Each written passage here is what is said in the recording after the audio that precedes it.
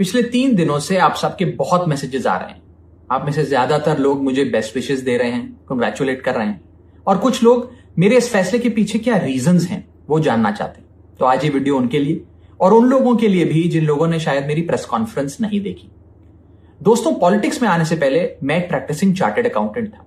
मेरे सामने एक बेहतरीन करियर था, लेकिन मैं उस करियर को छोड़कर पॉलिटिक्स में आया।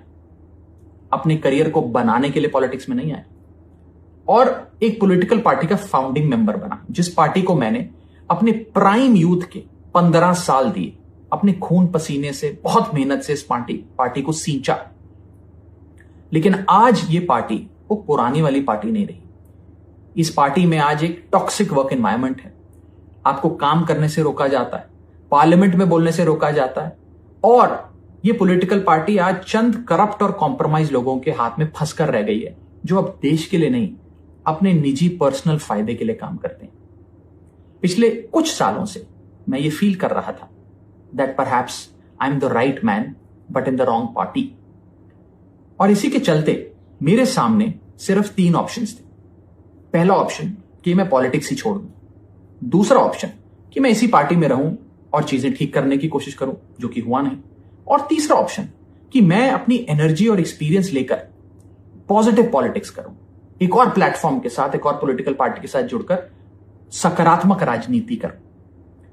इसीलिए मैंने अकेले ने नहीं, मेरे साथ 1 नहीं, 2 नहीं, 3 नहीं, 4 नहीं, 5 नहीं, 6 और सांसदों ने, यानी कि कुल 7 MPs ने यह फैसला लिया कि हम अपनी इस पॉलिटिकल पार्टी से रिश्ता तोड़ते हैं। एक आदमी गलत हो सकता है, 2 आदमी गलत हो सकते हैं, लेकिन 7 लोग गलत नहीं हो सकते।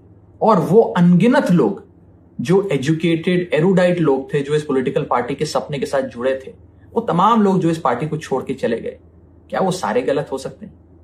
आप ऐसे समझिए, आप में से जितने ऑफिस गोइंग लोग हैं, यदि आपका वर्क प्लेस एक टॉक्सिक प्लेस बन जाए, उसका एनवायरनमेंट टॉक्सिक हो जाए, तो आप कितना काम कर पाएंगे? क्या आप वहां काम कर पाएंगे? अगर आपको वहां काम करने से रोका जाए, आपकी मेहनत को दबाया जाए, आपको चुप कराया जाए, तो आप क्या करेंगे?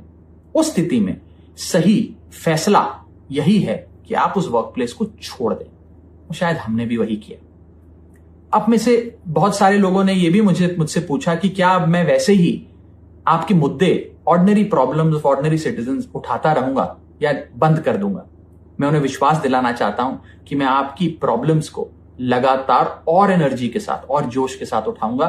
और अच्छी बात यह है कि अब हम उन प्रॉब्लम्स की सॉल्यूशंस को भी ढूंढ पाएंगे और उसे इंप्लीमेंट करा पाएंगे।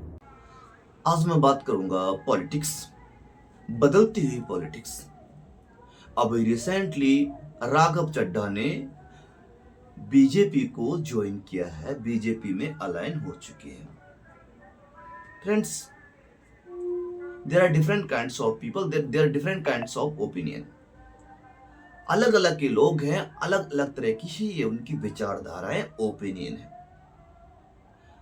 अब से कुछ महीने पहले जब बीजेपी राघव चड्ढा आम आदमी में थे, तो लोग उनको ज्यादा अप्रोच करते थे, लोग उनकी अच्छाइयों को काउंट करते थे। वो डिफरेंट काइंड्स ऑफ इश्यूज, जो नए नए मैटर्स को वो पार्लियामेंट में रेज करते थे, उठाते थे। कि राघव चड्ढा जी ने जियो सिम के ऊपर कुछ क्वेश्चंस उठाए, क्वेश्चन टैग लगाया, वोडाफोन पे क्वेश्चन टैग लगाया, एयरटेल पे क्वेश्चन टैग लगाया, उन्होंने स्विगी पर काम किया।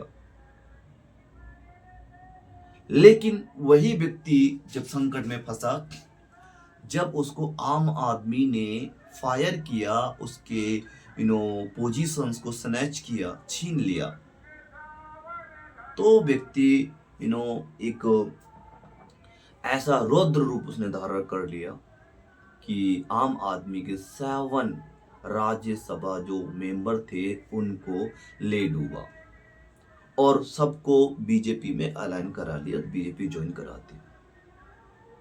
अब दोस्तों, वही बात कि लोगों के अपने अपने मत हैं। जैसे ही राघव चड्ढा जी ने बीजेपी को ज्वाइन किया, लोगों ने कमेंट करना शुरू कर दिया कि व्यक्ति दोखला है। अब एक व्यक्ति हर किसी का तो हीरो नहीं हो सकता, कहीं ना कहीं किसी का नेगेटिव विलन होता है तो कभी किसी का हीरो होता है। दोस्तों मैं आपसे जानना चाहूंगा, आज आम आदमी पार्टी की हालत इतनी बुरी हो चुकी है कि लोग उसी के जो अपने एमएलए हैं, मेंबर्स ऑफ पार्लियामेंट है, छोड़कर उस पार्टी को जा रहे हैं। अरविंद केजरीवाल को ये समझ में नहीं आ रहा है कि वो उनको क्या सही डिसीजन लेना चाहिए और क्या नहीं लेना चाहिए। मैं आप लोगों से जानना चाहता हूं, वो व्यक्ति कैसा है जो कुछ समय पहले बीजेपी के अगेंस्ट था, आज बीजेपी में आ चुका, क्यों आया? इसमें आप अपने लोग पॉजिटिव राय रख रहे हैं या निगेटिव राय रख रहे हैं, पहले उसके पास्ट को पढ़ो।